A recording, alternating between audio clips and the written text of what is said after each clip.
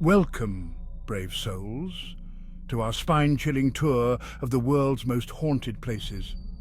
Grab your ghost hunting gear and let's dive into the darkness.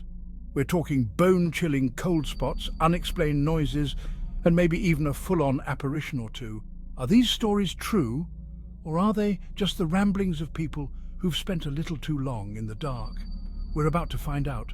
Buckle up, buttercups. It's going to be a bumpy ride.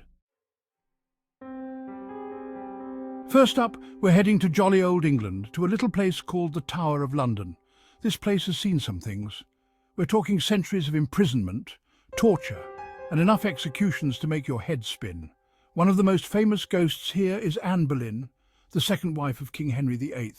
You know, the one he accused of treason and had beheaded. Yeah, rough break. People say they've seen her ghostly figure wandering around the tower, especially around the anniversary of her death. She's often seen carrying her own head, which, let's be honest, is a pretty bold fashion statement. But Anne's not the only restless soul here. There's also the two young princes, Edward and Richard, who mysteriously disappeared in the tower. Some say they were murdered on the orders of their uncle, Richard III. People have reported seeing their ghostly figures holding hands and looking super bummed out. And let's not forget about the guards who met untimely ends while on duty. They're said to still be patrolling the grounds, making sure no one's up to any funny business. Next stop, we're heading to the beautiful yet slightly unsettling Stanley Hotel in Estes Park, Colorado. If this place looks familiar, it's probably because it inspired Stephen King's iconic horror novel, The Shining. The most infamous story is about room 217, where a maid named Elizabeth Wilson was seriously injured in an explosion back in 1911. Ever since then, guests have reported some seriously strange happenings in that room. We're talking lights turning on and off, luggage being unpacked, and even the distinct feeling of being tucked in at night. Guests have also reported seeing the ghosts of children playing in the hallways, specifically on the 4th floor. And if you hear music coming from the empty ballroom, it's just the ghost of Flora Stanley, the former owner, tickling the ivories. The Stanley Hotel is basically a paranormal buffet, just maybe skip room 217, unless you're cool with some extra company. From the chilly peaks of Colorado, we're diving underground, literally, into the Catacombs of Paris. Imagine a labyrinth of tunnels stretching for miles beneath the city's streets, lined with the skeletal remains of over 6 million Parisians. Originally built to solve the city's overflowing cemeteries, the catacombs have become a hotbed of paranormal activity. Visitors and workers alike have reported feeling cold spots, hearing disembodied whispers, and even feeling unseen hands touching them. Some have claimed to see shadowy figures lurking in the darkness, and some have even reported feeling overwhelming feelings of dread and despair. The sheer number of bodies down there is enough to give anyone the heebie-jeebies. The fact that so many people have reported paranormal experiences just adds another layer of unsettling. It's like the collective energy of millions of souls is just hanging out down there. So, if you're ever in Paris and feeling adventurous, take a trip down to the catacombs. But be warned, you might not be alone down there. Chapter 4, The Myrtle Plantation, Southern Hospitality with a Side of Spooky. Now we're heading south, to the heart of Louisiana, to a place called the Myrtle Plantation. Built in 1796, the Myrtles has seen it all: love, loss, death, and maybe even a few voodoo curses. It's said to be one of the most haunted places in America. Chloe, a slave, poisoned the mistress and her children, and now she supposedly wanders the plantation. Guests have reported seeing ghostly figures, hearing noises, and witnessing objects moving. If you're ever in Louisiana, the Myrtle Plantation is a must-visit for any ghost enthusiast. Chapter 5, Eastern State Penitentiary, Solitary Confinement. Eternal confinement, same difference. From the swamplands of Louisiana, we're heading back north to Philadelphia, Pennsylvania, to a place that's about as far from a plantation as you can get, Eastern State Penitentiary. This former prison was once considered a model of reform, but trust me, you wouldn't want to be sentenced to a weekend getaway here. Eastern State was known for its strict use of solitary confinement. Prisoners lived, ate, and even exercised alone in their cells, with only the company of their thoughts and maybe a few friendly rats. The prison closed its doors in 1971, but the stories and the spirits remain. Over the years, visitors and staff have reported countless paranormal experiences, from shadowy figures lurking in the cell blocks to disembodied voices whispering from empty cells. One of the most haunted areas is cell block 12, where a particularly nasty energy is said to reside. I don't know about you, but I'd rather take my chances with the rats. Chapter 6.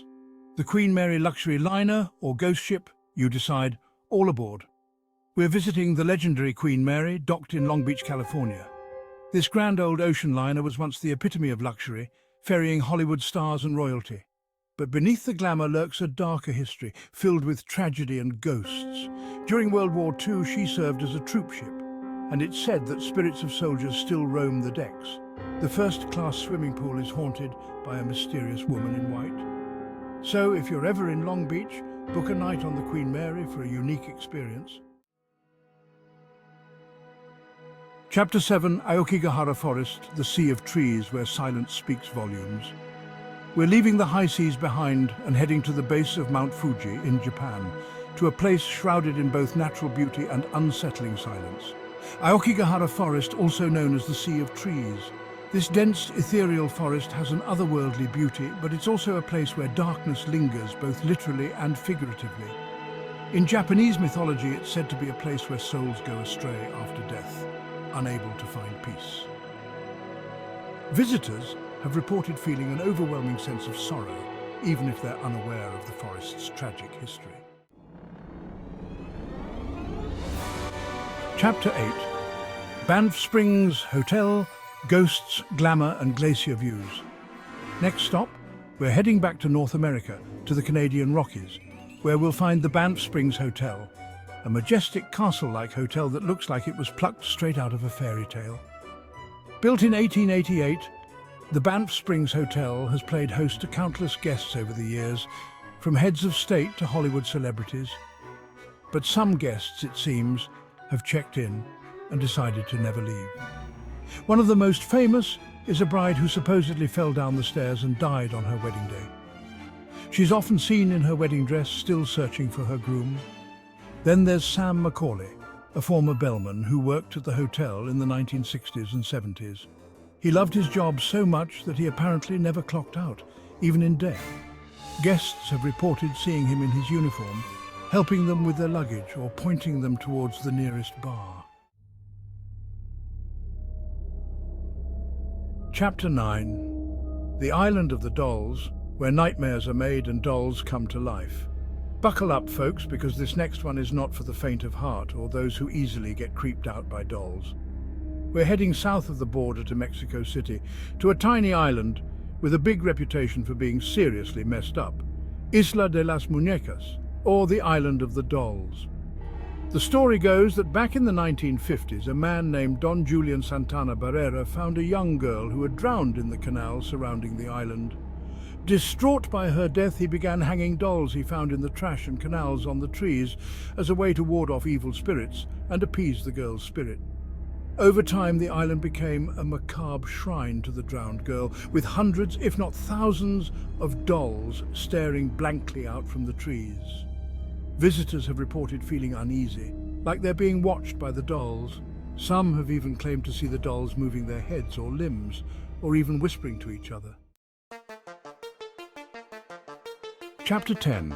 The Winchester Mystery House, one woman's 38-year home renovation project from hell.